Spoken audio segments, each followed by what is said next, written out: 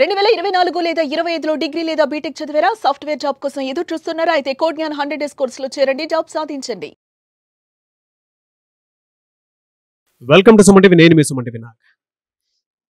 రెంట్కు ఉండేటువంటి వాళ్ళ పరిస్థితి ఏ విధంగా ఉంటుంది అని అంటే, ఓనరు సందర్భం లేకుండా సడన్గా రెంట్ పెంచేస్తూ ఉంటారు. కారణాలు అయితే ఏవేవో కారణాలు చెప్తూ ఉంటారు. కొంతమందికి అయితే ఎవ్రీ 6 మంత్స్కి 3 మంత్స్కి సంబంధం లేకుండానే ఇది బాలేదు, అది బాలేదు, అలా ఉన్నారు. మీకుండేటువంటి అసహనం ఏదైతే ఉంటుందో, అంటే ఓనర్స్కి ఉండేటువంటి అసహనాలు ఏవైతే ఉంటాయో, సంబంధం లేకుండా కారణాలు లేకుండా రెంట్ పెంచడం కోసం రకరకాల కారణాలు చెప్తూ చివరికి ఆ రెంట్ తీసుకునేంత వరకు లేదు అని కూడా ఇల్లు ఖాళీ చేయండి అని చెప్పేసి అంటూ ఉంటారు. రెంట్ ఏ సందర్భంలో ఏ విధంగా పెంచాల్సినటువంటి అవసరం ఉంది, ఒకవేళ సందర్భానుసారం అవసరం లేకుండా రెంట్లు పెంచుతూ ఉంటే లీగల్గా దాన్ని ఏ విధంగా ప్రొసీడ్ అవ్వాలి అనేది ఈరోజు మనతో పాటు హైకోర్టు అడ్వకేట్ అలాగే రవీంద్రనాథ్ గారు ఉన్నారు. అది వారి మాటలో తెలుసుకుందాం. Hello sir. హాయ్ అండి నాగరాజ్ గారు. సార్, చాలామంది అండి హైదరాబాద్లో ఎస్పెషల్లీ ఎవరెవరైతే ఆ రెంట్ ఇంట్లో ఉంటున్నారో వాళ్ళు ఫేస్ చేసేటువంటి అతిపెద్ద ప్రాబ్లము, ఓనర్స్ ఏం చేస్తూ ఉంటారనంటే వీళ్ళ ఇష్టానికి ఎలా పడితే అలా రెంట్లు పెంచేస్తూ ఉంటారు. రెగ్యులర్గా ఫేస్ చేసేటువంటి చాలామంది రెగ్యులర్గా ఫేస్ చేసేటువంటి ప్రాబ్లమ్స్. ఇప్పుడు కొంతమందికి స్కూల్ దగ్గరనే ఉంటుంది, కొంతమందికి ఆఫీస్ దగ్గరనే ఇల్లు తీసేసుకుంటుంటారు. దాన్ని క్యాష్ చేసేసుకుని ఓనర్స్ చేసేటువంటి అతిపెద్ద పని ఎవ్రీ 6 మంత్స్కి ఎవ్రీ 3 మంత్స్కి సంబంధం లేకుండా ఇది బాగాలేదు, అది బాగాలేదు, అది అలా అయింది, ఇది ఇలా అయింది, ఎవరు ఇది చేయమన్నారు, ఎలా చేయమన్నారు, లేదే మీరు ఖాళీ చేసేయండి, మాకు అక్కర్లేదని చెప్పేసి మాట్లాడేస్తూ ఉంటారు. రెంటల్ అగ్రిమెంట్ యాక్ట్ అసలు ఏం చెప్తోంది, దీనికి సంబంధించి ఎలాంటి జాగ్రత్తలు పాటించాలి? నాగరాజ్ గారు, అద్దెలలో ఉన్నటువంటి వారి కష్టాలు, వాళ్ళు పడుతున్న బాధలు బహుశా ఆకాశమే హద్దుగా ఉంటాయి. ఎందుకు ఈ మాట వాడుతున్నానంటే, అద్దెలలో పడుతున్న బాధలు ముఖ్యంగా ఓనర్ వాళ్ళ మీద సాధింపు చర్యలు ఎలా ఉంటాయంటే పతాక స్థాయిలో ఉంటాయి, తీవ్రంగా ఉంటాయి. ఇప్పుడు మీరు అడిగినట్టుగా మీరు చెప్పినట్టుగా ప్రతి 3 నెలలకు ఒకసారి, ప్రతి 6 నెలలకు ఒకసారి అద్దెల్ని అమాంతంగా పెంచేయడం, చెప్ప పెట్టకుండా చిన్న చిన్న విషయాల్లో కూడా వెంటనే ఇంట్లోపలికి రావడం, ఇంట్లోపల ప్రవేశించడం, ఇంట్లో లేడీస్ ఉన్నారా ఇంకొకటి పరిశీలించుకోకుండా లోపలికి వచ్చేయడం, మీ గోడ మీద అక్కడ గీతలు ఉన్నాయని, ఇక్కడ ఈ రకంగా చేస్తున్నారని, అక్కడ ఆ రకంగా చేస్తారని చెప్పి ఎంత చొరుబాటు చేసుకుని ముందుకు వస్తారంటే వాళ్ళు లోపలికి ప్రవేశిస్తారు. ఇక ఇందాక మీరు ఇంకొక మాట కూడా చెప్పారు, అక్కడ మనకి ఇంటికి దగ్గరగా ఉందనో, ఆఫీస్ దగ్గరగా ఉందనో, పిల్లలకి స్కూల్స్ దగ్గరగా ఉన్నాయని చెప్పి మనం అద్దెలు తీసుకుంటాం. ఈ విషయం వాళ్ళకి తెలుస్తుంది, వీడికి కావాలని, వీడికి అడ్వాంటేజ్గా ఇక్కడ ఉన్నాడని చెప్పి, అంటే మన అవసరాన్ని తెలుసుకొని ఇక అమాంతంగా రేట్లు పెంచేస్తుంది. నేను తప్ప ఇక్కడ గతి లేదు, ఈ ఏరియాలో ఇంత కాస్ట్ ఉంది కాబట్టి నేను తప్ప వీడికి గతి ఎవరు లేరు, నా బిల్డింగ్లో 4 ఫ్లాట్లు తప్పించి ఇక్కడ వీడికి గతి లేని చెప్పి దాన్ని, అంటే మన అవసరాన్ని అడ్వాంటేజ్ తీసుకొని వాళ్ళు అనుకూలంగా మార్చేసుకుని కూడా అమంతంగా రేట్లు పెంచేస్తూ ఉంటారు. ఇంకా మిగిలిన విషయాలు, ముఖ్యంగా పవర్ సప్లై, ఏదైనా పొరపాటుగా అటు ఇటుగా లేట్ అయిందంటే పవర్ సప్లై కట్ చేస్తారు. ఎన్ని రకాలుగా హింసిస్తారంటే ఆల్రెడీ ఉన్న సమస్యలతోటే మనం సగం బాధలతో ఉంటాం, మనకున్నటువంటి దైనందిన సమస్యలు చాలా ఎక్కువ. దాంతోపాటు మూలిగే నక్క మీద తాటంక పడినట్టుగా ఈ ఇంటి ఓనర్ సమస్య మరొకటి చెప్పాలి. ఇంటి పైన ఉంటాడు, ఆ ఇంటికి తీసుకున్న దాంట్లో ఇంటి పైన ఓనర్ పైన ఉన్నాడు అనుకోండి, ఆ కింద పోర్షన్లోనో లేకపోతే పక్క పోర్షన్లోనో ఎదురు పోర్షన్లో కానీ పొరపాటు అద్దెకున్న వాళ్ళ పరిస్థితి ఉంటే అది ఇంకొక నరకమే నరకం. అది పక్కనే ఒక యమధర్మరాజు ఉన్నాడు అన్నట్టుగా ఉంటుంది నరకం. చెప్పుకోలేరు. అలా అని చెప్పి కాలేజెస్ వెళ్దామంటే ఇమ్మీడియట్గా వాడు అందుబాటులో రెడీగా ఎక్కడ ఇల్లు దొరకవు, వెళ్దామంటే పరిస్థితి పోనా రేటు చూస్తామంటే పెంచేద్దామంటే వాడు 3 నెలలకి పెంచుకుని పోతూ ఉంటారు. ఇటువంటి సందర్భాల్లో ఎలా ఈ యొక్క ఇంటి ఓనర్స్ని ఎలా ఫేస్ చేయాలి, ఈ వీడియోలో చివరిదాకా చూడగలిగితే తప్పనిసరిగా మంచి ఇన్ఫర్మేషన్ ఉంటుంది. ఇంటిలో అద్దెకున్న వాళ్ళు పడుతున్న కష్టాలకు మనం ఏ రకంగా చెక్ పెట్టచ్చు, వాళ్ళకి ఏ రకంగా సొల్యూషన్ తీసుకోవాలి, వీడియో చివరిదాకా చూస్తే డెఫినెట్గా ఉంటుంది. వీలైతే ఈ వీడియోని చాలామందికి షేర్ చేయండి. ఎప్పుడు కూడా లీగల్ మన పక్కనే ఉంటుంది, చట్టం తెలుసుకోవడం మన తప్ప చట్టాలు ఎప్పుడు కూడా తప్పు కాదు నాగరాజ్ గారు. అయితే రెంట్ కంట్రోల్ యాక్ట్ అని ఒకటి ఉంది, 1960 rent control act, lease control act, Andhra Pradesh buildings act అని చెప్పి ఒక రెంట్ కంట్రోల్ యాక్ట్ మనం రాసుకున్నాం. ఆ చట్టం ప్రకారం ఏంటంటే ఇంటి ఓనర్ ఇంటి ఎద్దుని ఎప్పట్లో పెంచాలి, ఎన్ని రోజుల్లో పెంచాలంటే ఎప్పుడు పడితే అప్పుడు పెంచడానికి, ఆయనకు 3 వచ్చినప్పుడల్లా పెంచడానికి అవకాశం లేదు. అట్లీస్ట్ పెంచే ముందు 3 నెలలకు ముందుగా నోటీస్ ఇవ్వాలి. గుర్తుపెట్టుకోండి, 3 మంత్స్ బిఫోర్. అద్దె పెంచుతున్నాడంటే 3 మంత్స్ బిఫోర్ నోటీస్ ఇవ్వాలి. అంతేనా? అంతేకాదు, ఆ నోటీసులో కూడా ఎందుకు పెంచుతున్నాడనే విషయం కూడా చెప్పాలి. ఎందుకు పెంచుతున్నాను, ప్రాపర్టీ ట్యాక్స్ పెరిగిందనో ఇతరత్ర సహేతుకమైన కారణాలు, రీజనబుల్ కాజెస్ చెప్పాలి. అంతేగాని అవేం చెప్పకుండా నేను ఇక్కడ ఒక సామ్రాజ్య ఛత్రపతిని, మీరందరూ అద్దెకున్న వాళ్ళు నా బానిసలు అన్నట్టుగా కొంతమంది ఓనర్స్ బిహేవ్ చేస్తారు. అట్లా కుదరని పని. ఎందుకు పెంచుతున్నావు అనే విషయాన్ని కూడా ఒక నోటీస్ రూపంలో చెప్పాలి. జస్ట్ ఓవర్గా చెప్పేసి నెక్స్ట్ మంత్ నుంచి రేటు పెంచేస్తున్నాం, ఇంట్రెస్ట్ పెంచేస్తున్నట్టు కుదరదు. ఇక ఇది ఒక్కొక్క రాష్ట్రానికి ఒక్కొక్క చట్టం ఉంది ఇక్కడ, అంటే ఈ దేశ దేశవ్యాప్తంగా ఒకే చట్టం ఉండదు. రెంట్ కంట్రోల్ బోర్డు యాక్ట్ అనేది దేశం అంతా కూడా ఒకటే ఏకీకృతంగా ఉన్నటువంటి ఒక చట్టం ఉండదు. ఏ రాష్ట్రానికి ఆ రాష్ట్రానికి మారిపోతుంది. ఇక మన రెండు ఉభయ రాష్ట్రాల గురించి మనం ఆలోచించినట్టయితే ఇక్కడ మనకి లెక్క ఏంటంటే 10% to 15% మాత్రమే పెంచాలి. ఉన్నటువంటి ఏదైతే బేసిక్ ప్రిన్సిపల్ రెంట్ ఏదైతే ఉందో ఆ బేసిక్ ప్రిన్సిపల్ రెంట్ మీద 10 to 15% మాత్రమే పెంచాలి తప్పించి అంతకు మించి పెంచే అవకాశం లేదు. అది కూడా 12 months కంప్లీట్ అయిన తర్వాత మాత్రమే పెంచాలి తప్పించి మధ్యస్థంగా అంటే మిడిల్లో 3 months అవ్వగానే 4 months అవ్వగానే అమాంతంగా పెంచేస్తారంటే కుదరదు. ఇక పవర్ బిల్ ఎంత ఉంటో అంతే తీసుకోవాలి, మెయింటెనెన్స్ ఎంత అయితే అంతే అమౌంట్ తీసుకోవాలి.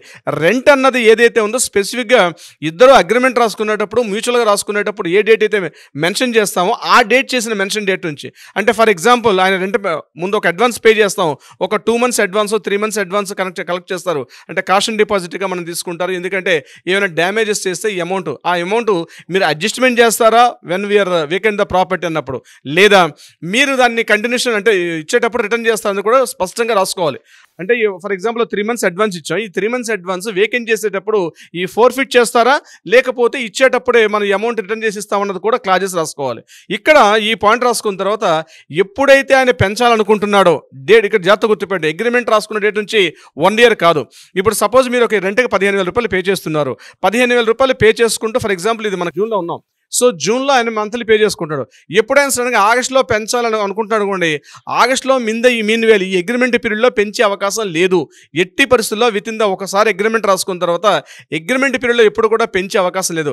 వన్స్ అగ్రిమెంట్ కంప్లీట్ అయిపోయిన తర్వాత కంటిన్యూషన్ చేసుకునే సమయంలో అప్పుడు కూడా 10% 15% అన్నది మెన్షన్ చేసుకోవాలి.